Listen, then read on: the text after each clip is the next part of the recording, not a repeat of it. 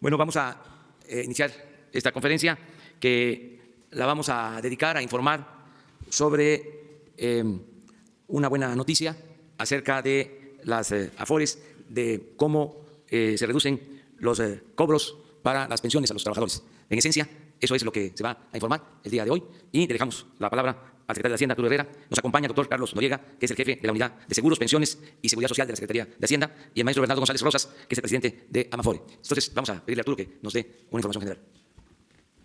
Muchísimas gracias, presidente. Efectivamente, tenemos una información que nos parece a nosotros muy importante y digna de destacar. En algún momento voy a hacer referencia a algunos datos en la pantalla, pero primero quisiera darles en líneas generales cuáles son las características de este anuncio. El pasado 22 de agosto se publicó en el Diario Oficial de la Federación una resolución de la Junta de Gobierno de la CONSAR, la Comisión Nacional del Sistema del Ahorro para el Retiro, la cual establece las políticas y criterios para la autorización de las comisiones que cobran las AFORES. Esta resolución, palabras más, palabras menos, lo que dice es que las comisiones en México van a disminuir de manera paulatina, de tal forma que se acerquen a los estándares internacionales. Quisiera referirme, antes de entrar a los detalles, estrictamente qué es lo que se va a lograr. Esto implica que en la presente administración se van a lograr cerca de 100,000 millones de pesos que van a pasar de las comisiones de los manejadores de los fondos a las cuentas de los trabajadores. En un sentido estricto, esto lo que implica es que si un trabajador se incorporara hoy a su vida laboral, esta disminución de las comisiones va a lograr que cuando ellos se retiren tengan un 10% más de pensión, un hecho no menor. Permítanme hacer algunas referencias relevantes, porque las AFORES son fundamentalmente el mecanismo a través del cual garantizamos un retiro digno para los trabajadores mexicanos, pero no es nada más esa su única función. Tiene implicaciones muy importantes para el sector financiero y para las inversiones. Quisiera referirme a 2 o 3 puntos que verán en esta lámina. Si vemos el segundo punto, las AFORES manejan hoy ya el 15.6% equivalente al Producto Interno Bruto, cerca de 3.7 billones de pesos. Es la fuente más confiable y de más largo plazo para las inversiones mexicanas. A través de las inversiones de las AFORES se fondea al sector de carretero, al sector de comunicaciones, al sector de energía, al sector de vivienda y se fondea también al gobierno federal mexicano. Las AFORES tienen un monto muy importante de las emisiones del gobierno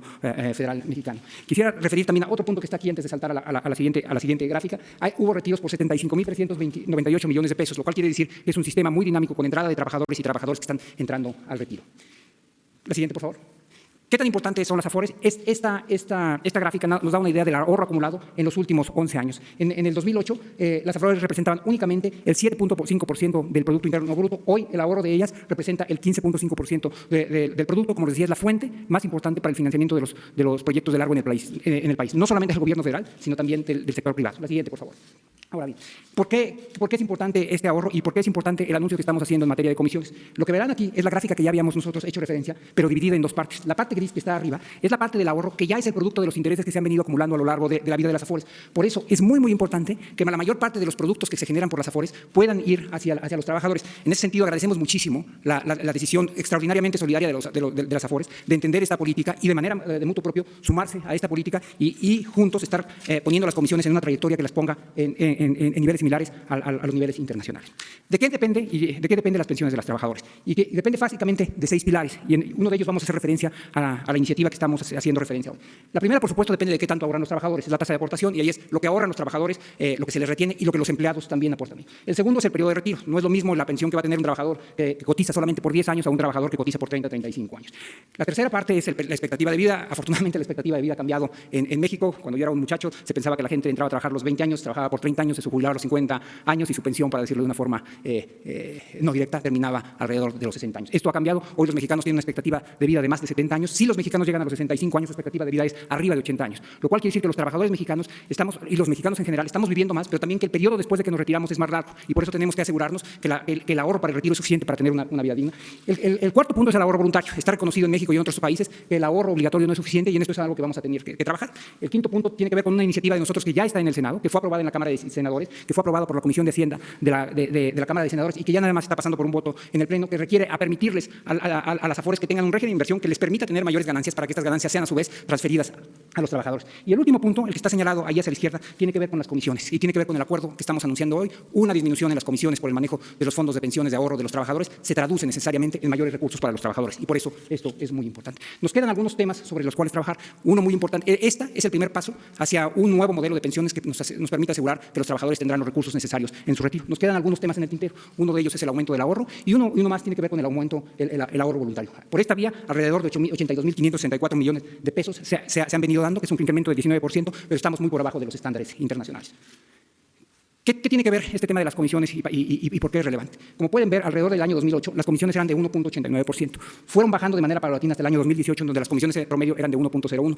En las primeras semanas de esta administración, logramos un acuerdo con las Afores, donde se rompió por primera vez la barrera, yo diría incluso casi psicológica, del 1%. Parece muy poco esta caída de 3 puntos base, pero esta caída de 3 puntos base, nada más de 3 puntos base, significó casi 10.000 millones de pesos adicionales para el ahorro de los trabajadores. Los estándares internacionales a los que nos estamos refiriendo de manera un poco laxa, implicaría una caída más o menos de entre 25 y 30 a 35 puntos base, y eso representaría alrededor de 100.000 millones de pesos más para los trabajadores mexicanos. Eso quiere decir que una disminución en las comisiones se traduce necesariamente en un aumento de las pensiones de los trabajadores. Eso es un tema muy importante para nosotros, es muy importante para el gobierno, y es un tema que también, queremos decirlo de manera muy clara, es muy importante para las Afores. Por eso les estamos muy agradecidos de que hayan suscrito esta iniciativa, de que se sumen a esta iniciativa y de que juntos estemos trabajando en una agenda que nos permita ir garantizando un mejor retiro para los trabajadores mexicanos.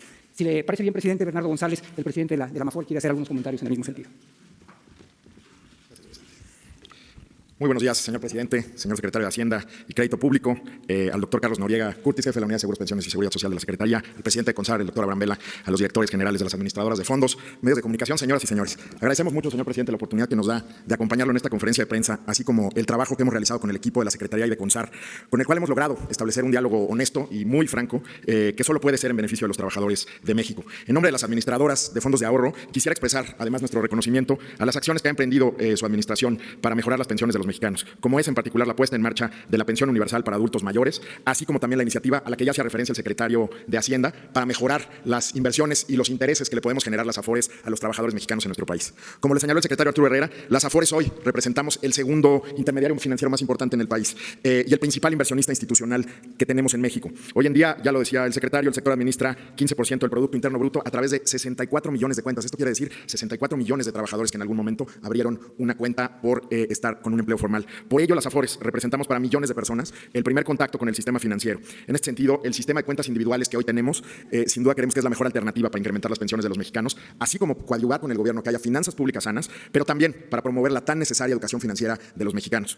El sistema de ahorro para el retiro genera un círculo positivo, sin duda, porque con los recursos podemos llevar a cabo proyectos productivos, mejorar la infraestructura de nuestro país, generar empleos, contribuir al crecimiento y, por supuesto, a la estabilidad de México. Es decir, con el ahorro de todos los mexicanos podemos ver a cualquier estado de la República que vayamos los proyectos que se están financiando con los recursos de los trabajadores, vivienda de interés social, proyectos de energía renovable, carreteras, parques industriales, entre muchos otros. Señor presidente, desde la creación del sistema hace 22 años, las Afores hemos trabajado para mejorar la operación, nuestros servicios, la inversión y el rendimiento del ahorro para el retiro de los trabajadores. Prueba de esto es que las comisiones que hemos cobrado han disminuido en más del 90% desde que se creó el sistema. Y además hemos generado rendimientos como los que ya señalaba el secretario, de más del 11% en términos nominales al año o 5% real, esto es, si quitamos el efecto de la inflación.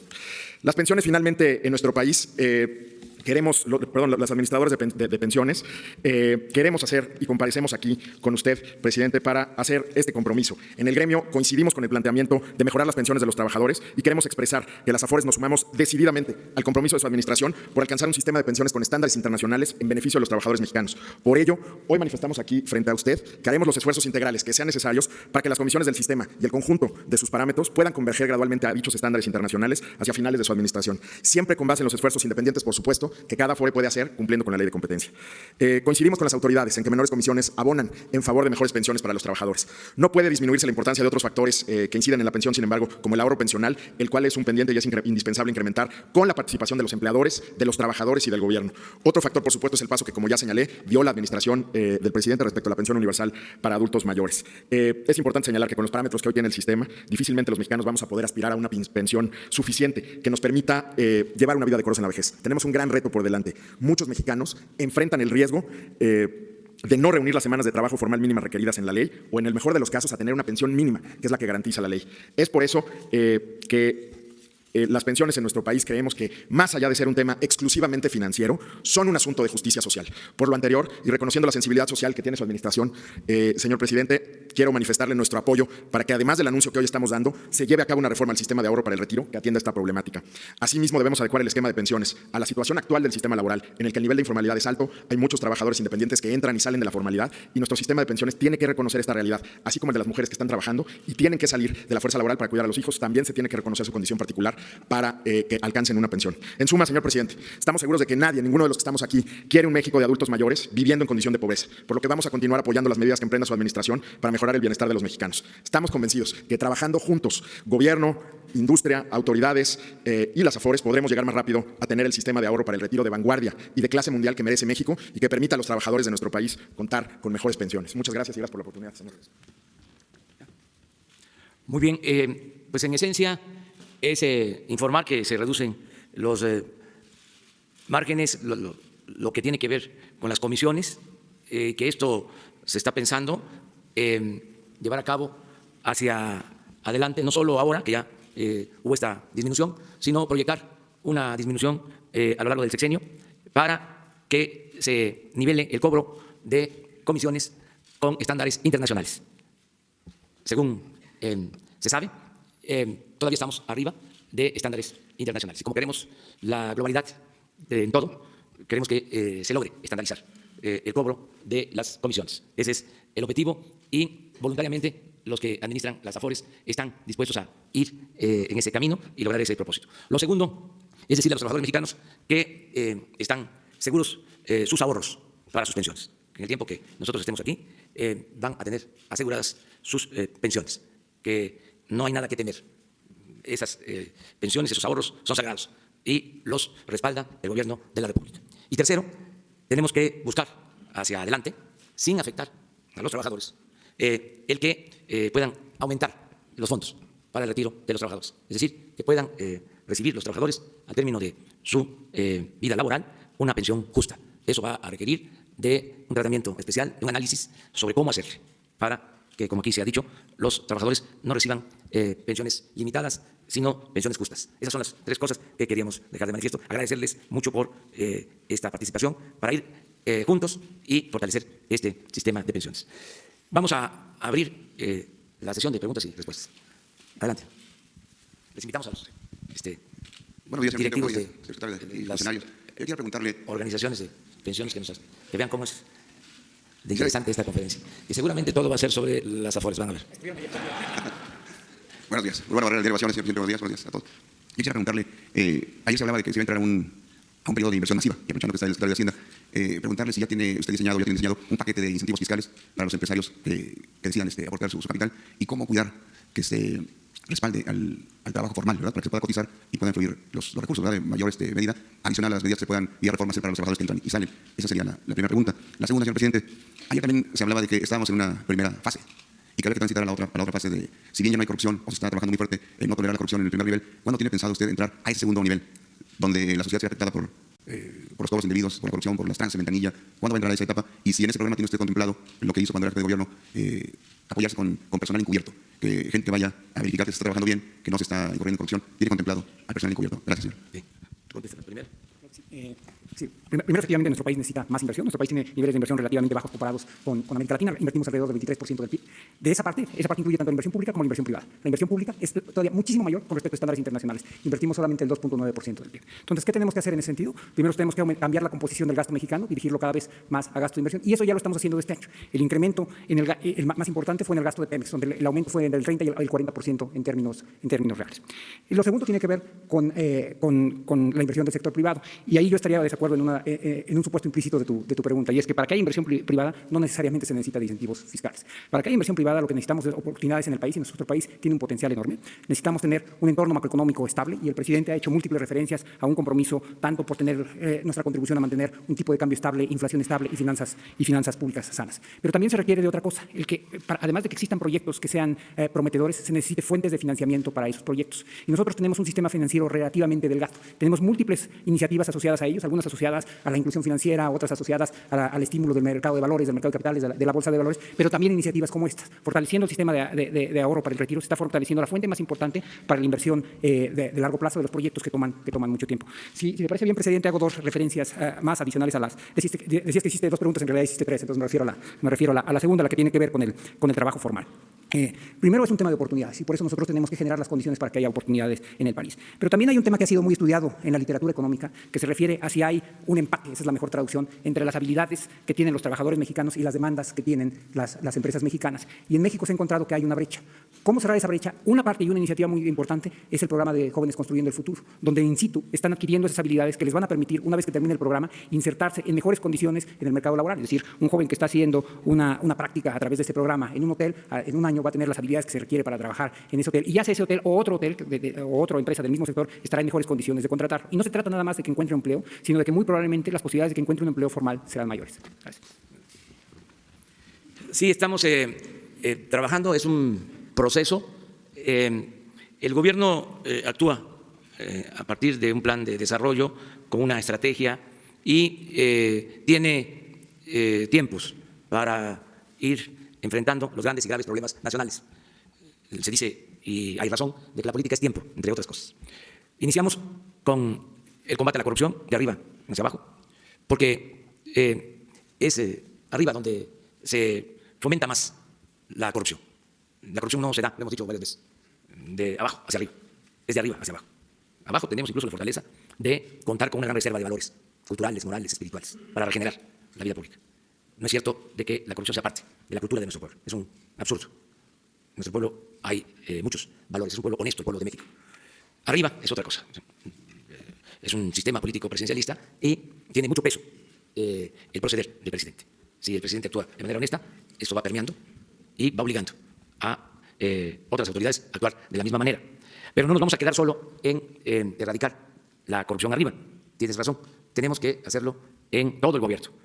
Estamos ya definiendo estrategias para que se enfrente la corrupción en oficinas, en mandos medios, en todo lo que tiene que ver con la fiscalización.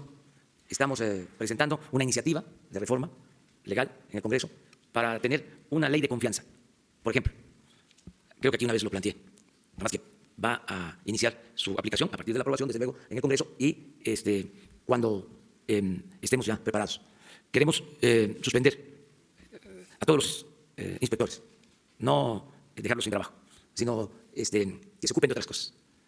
Vamos a quitar toda la vigilancia, la regulación que se hace en establecimientos comerciales, en empresas. Vamos, en una primera etapa, solo a dejar la vigilancia de quienes tienen los precios para combustibles, lo que hace la Procuraduría del Consumidor. Pero todos los demás inspectores van a dejar de llevar a cabo esa labor. Y se llama Ley de Confianza Ciudadana porque vamos a que el dueño de una empresa, de un comercio, del prestador de un servicio, manifieste, bajo protesta de decir verdad, que conoce la ley, que conoce los reglamentos, que conoce cómo tiene que actuar con rectitud, si se trata de un restaurante, si se trata de un comercio, las medidas de seguridad, todo lo que se establece en los reglamentos. De modo que no vaya el inspector a supervisar, porque lo que suele pasar es que el inspector llega a recoger el soborno, el moche. Entonces queremos eliminar eso y que el dueño de un establecimiento comercial se inscriba en un padrón, decía bajo protesta de decir verdad, y solo se realicen sorteos periódicos, cada 6 meses, cada año, y si le corresponde ser supervisado, entonces con la participación de las cámaras, ir al lugar, al sitio, al establecimiento comercial, empresarial, y llevar a cabo la supervisión. Si actuó con rectitud, con integridad, si dijo la verdad, se le da un certificado de buen comportamiento, como un buen ciudadano. Si mintió, pues aplica la ley. Y ya queda enlistado para ser supervisado permanentemente. Entonces, esto va a ayudar mucho, porque estamos hablando de economía, estamos hablando de salud, desde luego de comercio, de medio ambiente, de todo lo que tiene que ver con la inspección en las calles. Una medida, entre otras. Y desde luego, no tolerar la corrupción, no permitirla, cero corrupción. Aquí aprovecho para decir que ayer fue un día muy difícil para nosotros, por la violencia, por lo que sucedió en Coatzacoalcos, ahí en un centro recreativo, llegaron delincuentes, cerraron las puertas de salida, de emergencia, y incendiaron el lugar. Y es muy lamentable, nos llena de tristeza, el que hayan perdido la vida hasta ahora 25 personas, hombres y mujeres. Muy triste todo esto. Y en las primeras investigaciones estamos contando con información de que los posibles responsables ya habían sido detenidos y se les dejó en libertad. Ahí hay un problema que tiene que investigarse sobre la actuación de la Fiscalía en Veracruz. Y estamos pidiendo al fiscal general que se atraiga este asunto, este lamentable hecho, y que se lleve a cabo una investigación a fondo. Porque son dos cosas. Una, lamentable que la delincuencia organizada actúe de esta manera. Es lo más inhumano que puede haber, el actuar de esta forma. Pero lo otro, que también es condenable, es que exista contubernio con autoridades. Lo mínimo que tenemos que hacer es separar tajantemente a la autoridad de la delincuencia, porque si no, no avanzamos. Entonces, este caso lamentable tiene que ir al fondo y investigar autoridades, no solo castigar a quienes cometieron estos horrendos y lamentables crímenes, sino también a la autoridad, porque si se detuvieron antes a estas personas y se les dejó en libertad, tiene que justificarse por qué se hizo. Entonces, hoy vamos ya a proceder legalmente. Entonces, es corrupción, porque este contubernio, esta asociación delictuosa entre criminales y autoridades, en el caso de que así se demuestre, es corrupción. Y es lo que tenemos que ir también combatiendo. Pero no quiero que nos salgamos de lo de... Todavía, si hay alguna pregunta sobre el tema. Gracias, buenos días a todos. Pero el tema de... Sí, claro. ¿Qué tan arriba estamos de los estándares internacionales en cuanto a cobro de las comisiones? ¿Y cuánto tiempo, dicen bueno, que a lo largo del sexenio, pero cuánto tiempo sería lo ideal en alcanzar justamente este estándar internacional? Y si han pensado, tanto los representantes de las AFORES como las propias autoridades del gobierno federal, en alguna estrategia, pero de veras efectiva, que funcione para impulsar al trabajador al ahorro voluntario, porque es una práctica pues, que no se hace, que es muy pobre, la verdad, ¿no? Ese sería sobre el tema. Y si, presidente, preguntarle sobre lo de Cuatza, que es lamentable, ¿cuánto tiempo tenían de haber salido estas personas, los presuntos responsables? Y si se podría considerar este ataque como un acto de terrorismo. Muchas gracias. Muy bien, empiezo con la parte de los niveles de ahorro. Como ya en México estamos ligeramente abajo del 1%. Probablemente el país que tiene el sistema de ahorro relativo más avanzado de América Latina es Chile, que por cierto, y sirve como una referencia, manejan el 60% del PIB en ahorro, es decir, niveles 4 veces superiores al mexicano, lo cual nos hace llevar a la segunda parte de tu pregunta. Estos fondos en Chile son el resultado, yo diría, de dos o tres cosas diferentes. Una, que empezaron antes que nosotros en el proceso, pero también que hay aportaciones voluntarias y obligatorias superiores. Y ese claramente es uno de los retos. En términos del ahorro voluntario y del ahorro obligatorio, nosotros vamos a tener que explicar muchísimas cosas. Esto parecería desde el punto de vista teórico uno de los temas más fáciles de resolver, porque cuando un trabajador ahorra hoy de cualquiera de las dos formas, en realidad es un consumo diferido, es un consumo que no hace hoy, pero que lo va a hacer de hecho cuando lo necesita más, y parecería ser un tema muy sencillo, pero en realidad en la práctica en México y en la mayor parte de los países ha sido un tema extraordinariamente complejo, va a requerir que lo expliquemos nosotros desde el gobierno, pero también va a requerir que lo hablemos con los trabajadores, que lo hablemos con los empresarios y que juntos construyamos un sistema que sea más justo para los trabajadores. Nuevamente, para regresar a tu primera pregunta, en Chile los niveles deben estar en promedio como alrededor del 65%, 65-70%, lo cual quiere decir que a lo largo de 60-70 puntos base, quiero decir, es 0.7 de un punto porcentual, lo que quiere decir que a lo largo de 5 años una cantidad equivalente más o menos 30-25 puntos base en México estaría disminuyendo de manera homogénea. Lo que va a haber del otro lado son dos cosas. Para que las AFORES puedan ir disminuyendo sus comisiones, tienen que ser más eficientes y eficaces, y eso es a lo que ellos han venido comprometiendo. También, en la medida que el sistema va creciendo, el costo por administración por cuenta va disminuyendo. Entonces, estas dos cosas se van componiendo una con la otra. Bueno, sobre lo mismo, y yo contesto después. Isabel Arvide, buenos días, señor presidente. Resulta que si la edad de retiro, y no me dejará mentir el señor secretario, con quien tiene Afore está en 65 años y para su gobierno la edad de un adulto mayor es en 68 años, resulta también que usted encabeza una generación, nuestra generación de adultos mayores, que no va a poder retirarse, porque usted no va a tener Afore, no tiene tampoco seguro social, no tiene nada, y yo sí creo en los más de 45 años que ha trabajado, ¿no? Entonces, mi pregunta es, no solamente cómo va a poder retirarse usted, sino cómo vamos a poder retirarnos toda esta generación que nació 48, 49, 50, 51, 52, que ya es un problema de ahorita. ¿Y dónde está la cultura de protección a estos adultos mayores, trabajadores? Y estamos hablando de un presidente, de un mesero, de un periodista, exactamente igual, que existe en otros países y no existe en México. Y me refiero a volver a ser sujetos de crédito, porque ahora no le dan a usted un préstamo. Bueno, a usted a lo mejor, pero no a nadie que tenga 65, 66, 67 años puede comprar un departamento. No tiene un crédito, no es sujeto de crédito, no le dan un préstamo. El Monte de Piedad cobra 60% para los préstamos. Y ahora reciben hasta bolsas, de todo reciben, pero cobran 60%. Entonces no hay una ayuda para renta, no hay medicinas, pañales, señor, todo lo que se va a necesitar. Entonces mi pregunta es, ¿cómo logra usted y toda su generación, que no tuvimos Afores, que no completan las semanas con un solo empleador, porque ni usted lo tuvo ni muchos lo tuvimos, que nos pusieran el seguro social, cómo nos retiramos?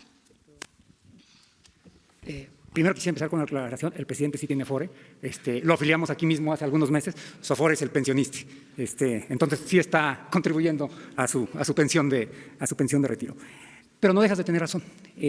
Hoy alrededor, si tomamos las cifras oficiales, alrededor del 66% de los mexicanos está en un empleo formal, pero de ellos la mitad están en trabajos eventuales, lo cual quiere decir que no cotizan. Para todo efecto práctico, alrededor del 35, 36, 37% de los trabajadores mexicanos están cotizando de manera formal. Entonces tenemos un problema con las otras 2/3 partes. Y ese es el problema que enfrentamos hoy, en el 2019. Un trabajador que, como tú señalabas, tiene 65 años, o pensemos en un trabajador que tiene 75 años, que entró a trabajar hace 55 años. En el México de 1961, los trabajos formales eran todavía menores.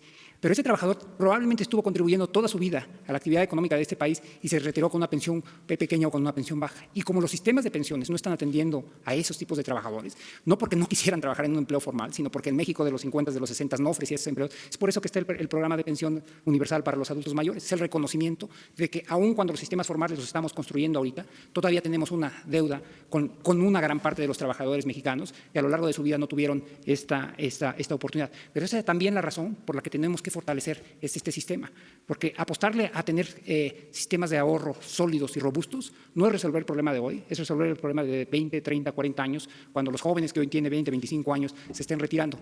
Es muy fácil tratar de darle la vuelta a un problema que no nos va a tocar a nosotros, lo responsable es que lo estemos atendiendo desde ahora. Mira, es muy importante, Isabel, lo que planteas. Lo ideal sería que nosotros logremos establecer en la práctica lo que se conoce como estado de bienestar, que el mexicano tenga seguridad desde que nace hasta que muere. Ese es un ideal, se ha convertido en realidad en países europeos. Yo creo que después de la Segunda Guerra Mundial es el acontecimiento más importante que han logrado los gobiernos europeos. Desafortunadamente, ahora, con las nuevas políticas, se fue desmantelando el estado de bienestar. No en todos los países, en los países nórdicos se mantiene y es pues un seguro de vida, porque al llegar a una determinada edad ya se cuenta con una pensión suficiente, se haya laborado en una empresa o no. Cuando se llega a una edad ya se tiene una pensión y se tiene el derecho a la salud, a los mínimos de bienestar. Ese es un ideal. Podemos ir hacia allá y estamos pensando en esa utopía, esa bella utopía que se pueda convertir en realidad. Va a requerir tiempo porque va a depender de que tengamos, desde luego, una administración pública eficiente y honesta, porque eso ya lo tendríamos si no hubiese imperado por tanto tiempo la corrupción. Pero pueden decir, no se puede financiar, suelen decir algunos técnicos, no todos, los que no tienen dimensión social. Vienen los actuarios y hacen las llamadas corridas y quiebra el gobierno. No tienen fondos. Nada más que es cosa de hacer cuentas, ¿no? Nosotros tuvimos, por ejemplo, 2 sexenios con ingresos petroleros como nunca en la historia y ingresos que no obtuvieron otros gobiernos, y todo eso se fue por el caño de la corrupción o se desperdició. Entonces, sí se puede, teniendo un buen gobierno, manejando con responsabilidad las finanzas públicas, sin corrupción, sin derroche, sin gastos superfluos, o sea, y si se añade a esto crecimiento económico. Si logramos que haya crecimiento económico, entonces pues va a aumentar la recaudación, vamos a tener finanzas públicas fuertes y vamos a tener excedentes para poder financiar el estado de bienestar. Es un proceso. Yo les pongo un ejemplo. Nosotros estamos entregando pensiones a 8 millones de adultos mayores, en efecto, de 68 años en adelante, para toda la población. Y, a propósito, mira lo que tengo yo aquí. Es un orgullo, me lo que me entrego. del INAPAM, para descuentos. Sí, por eso. Bueno, pero retomando, hay 8 millones de adultos mayores del país, todos, que es un derecho ya adquirido, que reciben una pensión de 2.550 pesos bimestrales. Son todos, es universal. Esto significa una inversión que no gasta de 110.000 millones de pesos. Se puede decir, es bastante, sí, porque se aumentó al doble, más del doble, porque antes era la mitad y no era universal. No se le daba pensión adicional a los que ya estaban pensionados del ISSSTE, del Seguro, o en Pemex, o en las Fuerzas Armadas, en fin. Ahora es universal, pero son 110.000 millones. Si nosotros aumentáramos esta pensión 3 veces, significarían 350.000 millones de pesos. Y ya estaríamos con un promedio de 1.5 salario mínimo. En una familia, si son 2 adultos mayores, ya es un ingreso que les permite salir adelante, ¿no?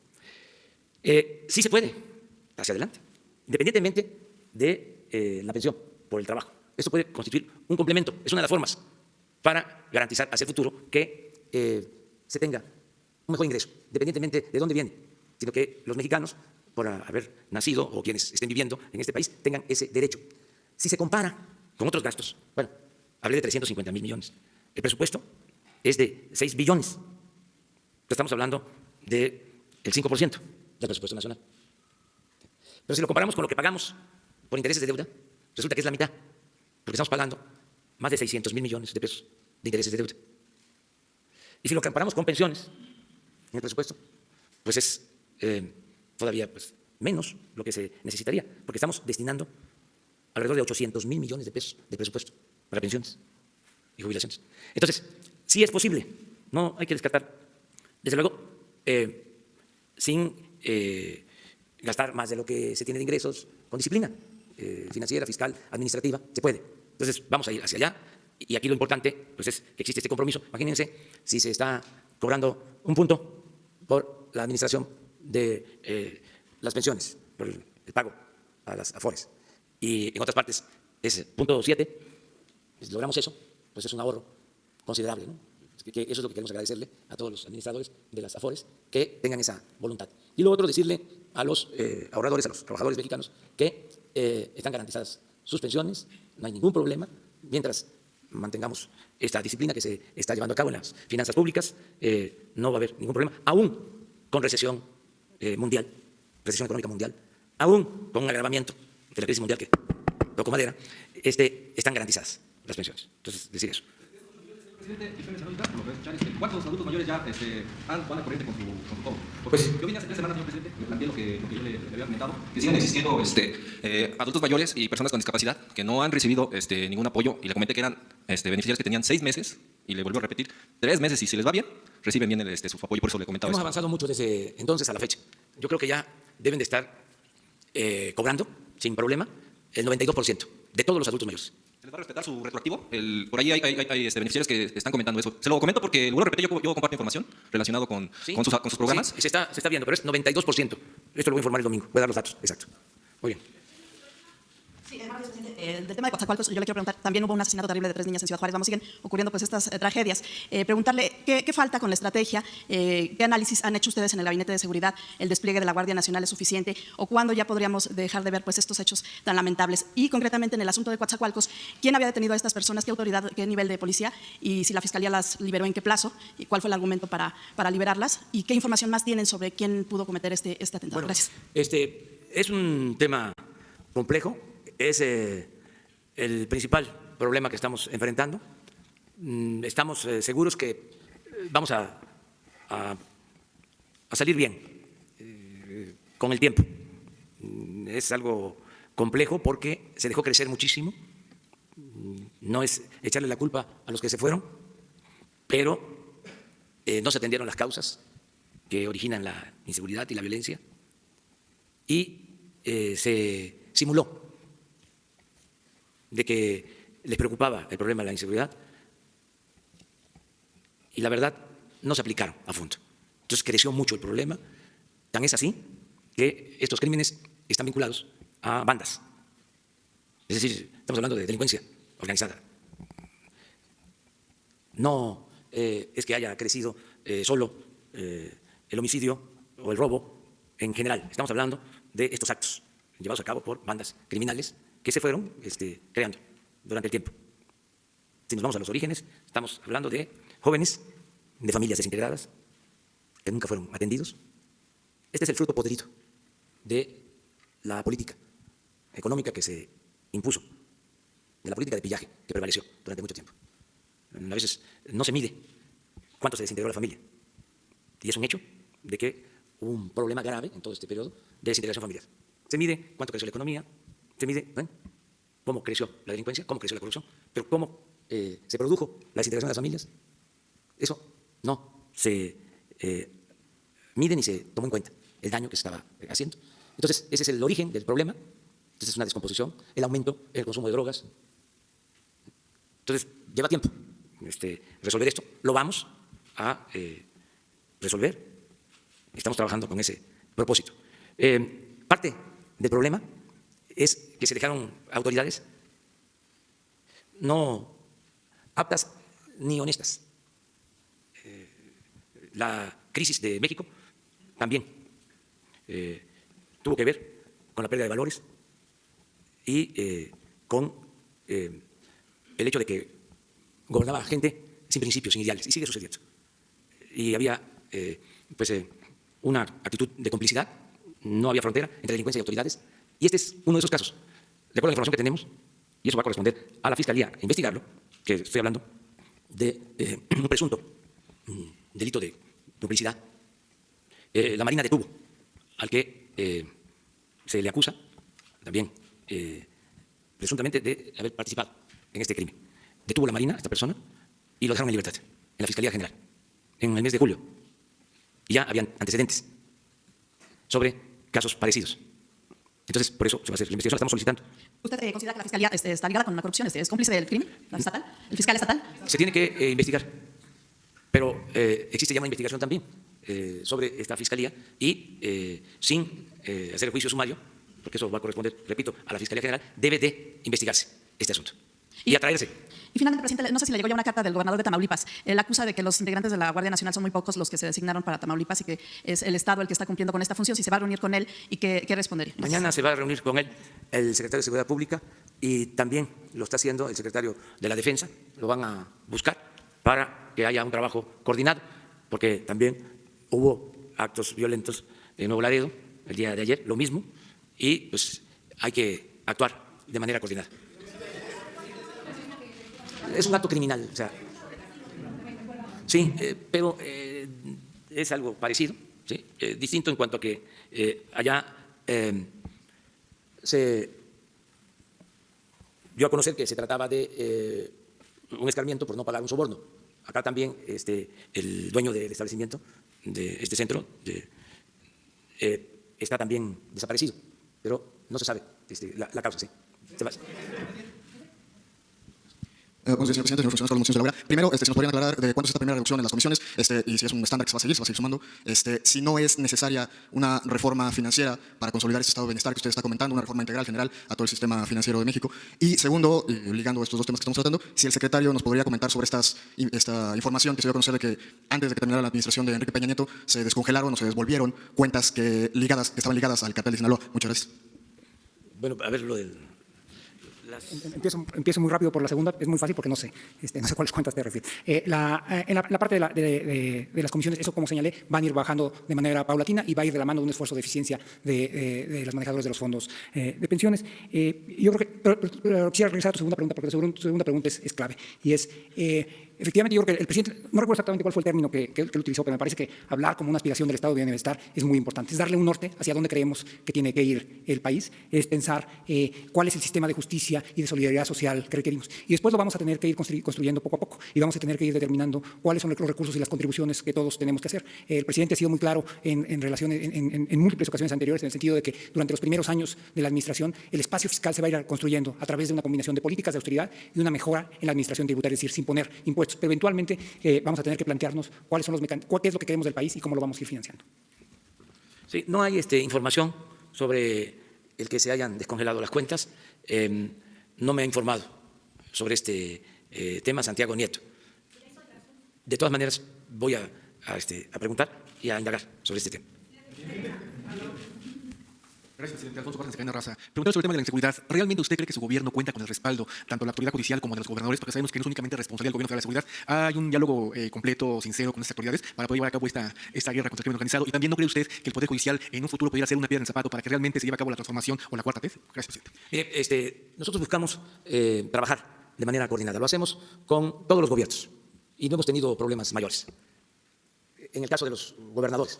Y es nuestra obligación trabajar de manera coordinada, más cuando se trata de la seguridad de los ciudadanos. Entonces vamos a procurar seguir con lo mismo. En el caso del Poder Judicial, ellos están haciendo ya una labor de limpia, porque en efecto hay jueces, magistrados que han otorgado protección a delincuentes. Esto está demostrado. Lo importante es que ya el Poder Judicial está actuando. Pero también quiero dejar de manifiesto que lo mejor es la cooperación de todos, cerrar filas. Pero si eso no se diera, por cualquier circunstancia, de todas maneras, nosotros podemos. El gobierno federal puede y vamos a garantizar la paz. Lleva un tiempo, ya lo dije, porque estaba muy podrido todo.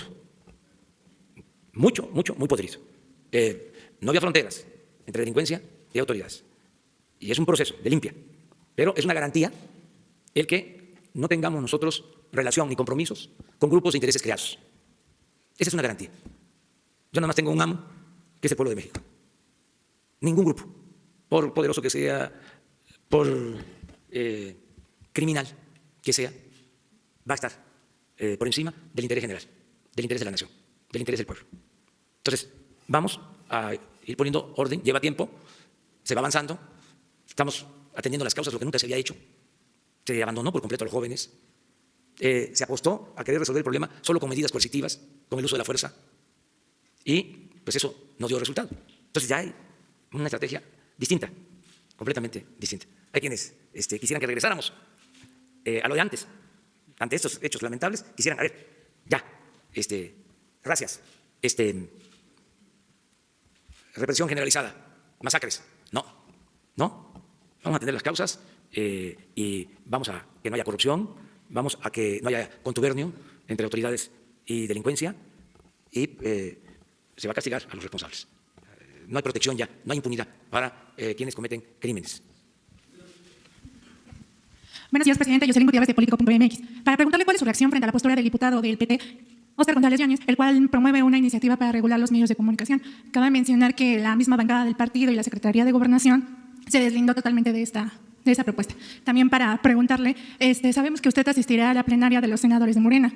¿Planea darle algún jalón de orejas por las peleas que se han suscitado en los últimos días o qué mensaje les ofrecería en este caso? Gracias. Bueno, o sea que lo primero, yo soy partidario de la libertad de expresión. No creo en la regulación. Creo, como lo sostenía Sebastián Lerdo de Tejada, que la prensa se regula con la prensa. O sea, no tiene que haber censura, tiene que haber libertad absoluta. Aquí también aprovecho, porque tengo que ir contestando, es mi oportunidad. Aprovecho para decir que no tuvimos absolutamente nada que ver en la salida de Televisa de Loret de Mola. Para que quede claro. Un contrato con Televisa para que saliera por 1.000 millones de pesos. No es cierto. Lo quiero dejar así, de manifiesto. Nosotros nunca le hemos pedido a un director de un periódico, al dueño de una estación de radio, de televisión, que censure a un periodista. No solo eso, ni siquiera le hemos pedido, como se dice coloquialmente, frías a nadie en medios de comunicación. Porque también se puede dar el caso de que vengan a vender favores. Lo que diga mi dedito. Nada. Que quede esto totalmente claro. No somos iguales. Nosotros tenemos principios, tenemos ideales. Y lo que estimamos más importante en nuestra vida es la honestidad. Entonces, aprovecho para aclararlo. Pero me preguntaste otra cosa. Le pregunto sobre su asistencia a la plenaria de los senadores de Morena, si usted planea darle un jalón de orejas. No, pues, no, eso no. No, el mensaje que va a darles Voy a hablar con ellos, nos vamos a reunir con diputados y senadores. Y voy a aprovechar, les adelanto, para entregarles una carta a los que son militantes de Morena, para fijar mi postura. Porque yo soy militante de Morena con licencia. Y ahora hay procesos de elección en Morena. Y quiero dejar en claro, primero, que nosotros luchamos muchos años para que no se usara el gobierno a favor de ningún partido. fue una lucha de siempre. Nos hicieron mucho daño, porque la elección no era libre, no era limpia, y se metían los gobiernos. Entonces nosotros no podemos actuar de la misma manera. El gobierno no va a intervenir en lo que corresponde a las elecciones en Morena ni en ningún partido. Sí. Es más, el gobierno no va a intervenir en procesos electorales. No se va a utilizar al gobierno, ni el presupuesto del gobierno, y los servidores públicos del gobierno que participen van a tener que renunciar. Y además de darles esa garantía que tiene que ver con nuestras convicciones, con nuestros principios, también les vamos a pedir que se mantengan en ese principio, pero eso de manera respetuosa y como una recomendación, que mantengan ideales, que mantengan principios. Porque lo que acaba a los partidos es el pragmatismo, la falta de ideales, la falta de principios, el buscar triunfar a toda costa, sin escrúpulos morales de ninguna índole. Eso es lo que acaba a los partidos, la ambición del poder por el poder. Entonces, que se ponga siempre por delante el interés general, el interés de la nación. Es muy lamentable que partidos que surgen defendiendo causas justas terminan muy mal. Yo, si el partido que ayudé a fundar, Morena, se echara a perder, no solo renunciaría a él, sino me gustaría que le cambiaran de nombre, que ya no usaran ese nombre, porque ese nombre nos dio la oportunidad de llevar a cabo la cuarta transformación de la vida pública del país. Entonces, no se debe manchar ese nombre. Sí, pero no lo quiero decir así, porque también eso es el lenguaje de otros tiempos. Gracias, presidente. Sandra Aguilar, por las comunicaciones. Quisiera saber si tienen algún mensaje para los mexicanos que viven en Estados Unidos sobre los Afores, ya que hemos tenido varias llamadas y nos han escrito diciéndonos que han tratado de comunicarse para saber su estado de cuenta de Afores y no tienen información. Además, han acudido a los consulados y tampoco tienen nada que decirles. Quisiéramos saber si ustedes han pensado en ellos. Gracias. Bueno, para todos los trabajadores mexicanos tenemos distintos medios de comunicación, tanto las aplicaciones de teléfono como el ISAR, con el cual pueden contactar a la Afore y pedir información. Pero además no solo eso, sí estamos trabajando con remesadoras y desde hace tiempo también con las autoridades, con CONSAR, para permitir pues, que los paisanos que están en el extranjero puedan mandar dinero a una Afore, ya sea que lo hubieran abierto previamente a salir del país o que pudieran abrir una cuenta para ahorrar hacia adelante. Y pues con estos mecanismos de enviar dinero con las remesadoras también se han trabajado este tipo de alianzas. Pero para cualquier duda o consulta que tengan los trabajadores mexicanos en el exterior, podrían utilizar nuestros canales de acceso como el ESAR, las líneas telefónicas y por supuesto las aplicaciones móviles que también se pueden descargar. Lo que pasa es que ellos han dicho en varias ocasiones que no les contestan el teléfono o llaman luego también a los bancos y les piden que vengan, que estén presentes, y en el consulado pues tampoco les dicen nada. Entonces a lo mejor también hay que verificar un poquito las aplicaciones, también sean nuevas, ¿no? Claro, sin duda habría que ver los casos específicos en donde están teniendo problemas para dar seguimiento, pero también tenemos una relación muy cercana con la Conducef, que a veces recibe ese tipo de incidencias y nos la comunican y estamos trabajando juntos para tratar de atender pues las preocupaciones de los trabajadores, ¿no? Gracias.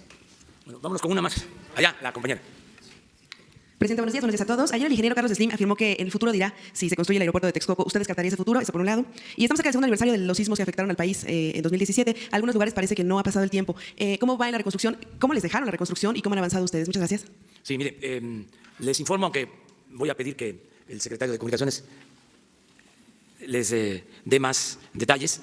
Ya se concluyó la liquidación con todas las empresas que tenían contratos en el aeropuerto de Texcoco. Ayer se terminó, se finiquitó ya el tema. Todas las empresas. Y cumplimos con el compromiso que hicimos de hacernos cargo de bonos, de actuar con responsabilidad, de no afectar a ningún inversionista, y cumplimos también con el compromiso de no quedar a deber ni un peso a los constructores. Ya se terminó con eso. Estamos hablando de cientos de contratos que se resolvieron sin acudir a instancias judiciales. Fue un trabajo de conciliación, de mucho diálogo. Ahorramos y vamos a ahorrar más, mucho más. Yo calculo que se va a resolver el problema de la saturación del actual aeropuerto y nos vamos a ahorrar en 3 años más de 100.000 millones de pesos. Porque estamos creando el sistema aeroportuario de la Ciudad de México, que incluye la rehabilitación del actual aeropuerto, que ya no se va a cerrar, como era el proyecto original. Se está rehabilitando, se está modernizando el actual aeropuerto. Ya estamos rehabilitando, para usarlo a plenitud, el aeropuerto de Toluca, que se había dejado de usar. Y es un buen aeropuerto. Estamos llevando a cabo acuerdos. Ahí el gobierno federal va a convertirse en dueño del aeropuerto o accionista principal del aeropuerto de Toluca para ese propósito. Y lo tercero es que va el aeropuerto Felipe Ángeles en la base aérea militar de Santa Lucía. Va, a pesar de la lluvia de amparos, vamos a construir el aeropuerto de Santa Lucía. Entonces, de esta manera, con mucho menos dinero, con menos problemas, con más calidad, porque no se va a hundir ninguno de los aeropuertos, como se iba a hundir el de Texcoco, pero ya no quiero meterme en esas cosas. Vamos a rescatar el lago de Texcoco y vamos a mejorar el servicio. Entonces ya, ayer precisamente me informaron sobre este asunto y le voy a pedir al secretario de Comunicaciones que les amplíe sobre este tema. Agradecer también a los empresarios de los gasoductos. Volver a agradecerle a Carlos Slim, a todas las empresas, porque fue un buen acuerdo el que se logró el día de ayer. También llevó tiempo, muchas horas de negociación, pero se llegó a un acuerdo y se evitó ir a tribunales internacionales. Esta es una muestra más de que somos partidarios del diálogo y no de actuar de manera arbitraria. La presencia de los administradores de las AFORES aquí también reafirma el compromiso de mantener las reglas establecidas. No hay ninguna modificación que pueda significar un cambio que ponga en riesgo la inversión y las finanzas de las instituciones bancarias del país y del extranjero. Hay garantías en México, hay un auténtico Estado de Derecho y todo lo que vamos a ir logrando pues es con el convencimiento.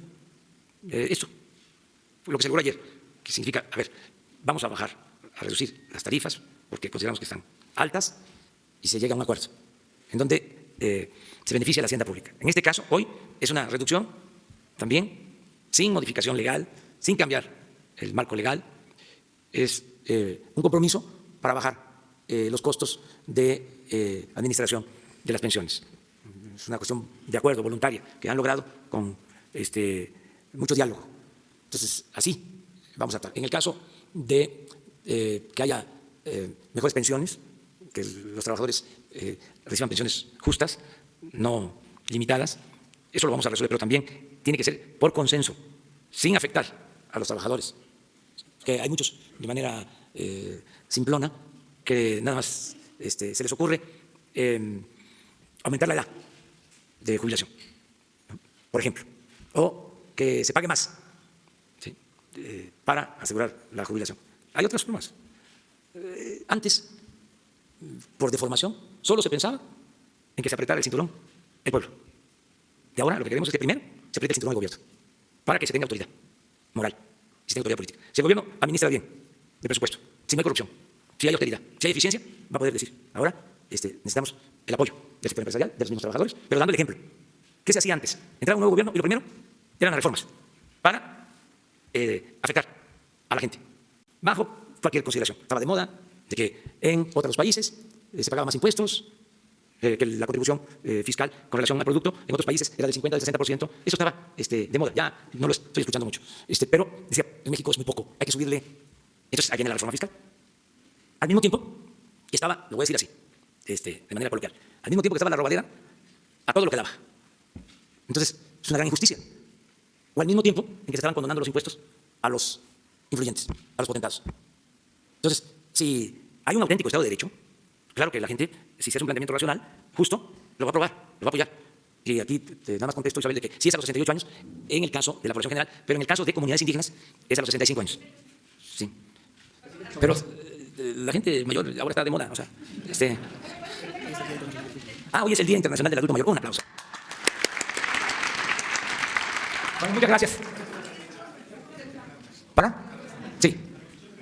Lo de la reconstrucción. Vamos a informar aquí. Ya se está preparando el informe para informar al pueblo de México sobre cómo vamos en el programa de reconstrucción. O sea, qué se recibió, cuánto se ha invertido este año, cuál es el avance, qué tenemos pendiente. Vamos a informar. Lo vamos a hacer la semana próxima. Aquí va a estar Román Meyer, que es el responsable de la Secretaría de Desarrollo Urbano, y David Cervantes, que es especial el responsable de todo el programa de reconstrucción. Sí, vamos avanzando. Vamos avanzando. Para el director de las AFORES, el señor Bernardo González, por favor. Sí. Ya han explicado ampliamente cómo se ha mejorado el manejo del ahorro y obviamente el beneficio que tendrán los trabajadores que tienen Afores. Sin embargo, yo podría decir que los programas o los contratos que tienen es 10-1 en contra de los trabajadores. Ya que durante 22 años las Afores han manejado contratos, pues, hay que decirlo, ventajosos. Y prueba de ello es que en los últimos 10 años las Afores han ganado más o menos 400,000 millones de pesos, mientras que los trabajadores apenas si pueden jubilarse con el 20 o el 30% de su salario al momento de que lo hagan.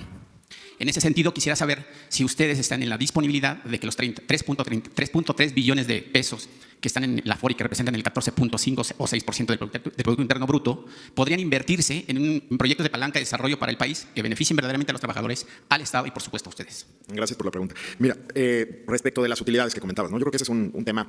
Tenemos que hacer un mejor esfuerzo como administradores de fondos de ahorro para estar cerca de la gente, para explicarles muy bien lo que hacemos. Yo creo que hay un desconocimiento generalizado de muchas de estas, pues de las realidades que ocurren a veces en el sistema. Una percepción generalizada es esta que comentabas, de que las utilidades han ido creciendo en el tiempo de las Afores. La verdad es que es al contrario. Es un poco lo que señalaba yo en las palabras que dije hace rato, es que las Afores hemos disminuido nuestras comisiones en más del 90%. Pues desde que se creó el sistema en 1997 a la fecha. Y como decía el secretario, rompimos esa barrera del 1% al principio de esta administración. Y yo creo que es difícil ver algún otro servicio financiero que en tan corto tiempo haya disminuido tanto sus comisiones. Respecto de las utilidades, a veces se ha dicho que las utilidades han crecido. La verdad es que cuando tú ves en pesos constantes lo que ha pasado con las utilidades de las Afores, pues va de la mano de una disminución de estas utilidades, la disminución de las comisiones. Entonces, en realidad hemos tenido en los últimos 6 años, por ejemplo, han disminuido las utilidades de las Afores en casi 15%. Y esto va de la mano de un incremento en los costos regulatorios del 51%. Son en los últimos 10 años los costos que han enfrentado las Afores en materia de regulación, de sobreregulación, es del 51%. Entonces, ¿cuál es el acuerdo que estamos trayendo aquí? Por supuesto que estamos haciendo un compromiso de buscar eficiencias, pero las vamos a hacer, como dijo bien el presidente de la República, a partir de dialogar y de encontrar dónde están esos espacios para generarle valor al trabajador mexicano, para generar que la pensión sea más alta. Y esto es disminuyendo la regulación y, por supuesto, nosotros siendo mucho más eficientes en los costos. Pero es nuestro deber, y vamos a hacer una campaña de veras muy fuerte, pues de veras aprendiendo de usted, señor presidente, que hay que estar cerca de los trabajadores para explicar el sistema, para explicar por qué existen las Afores, cómo funcionamos, por qué tiene mucho valor para las finanzas públicas del país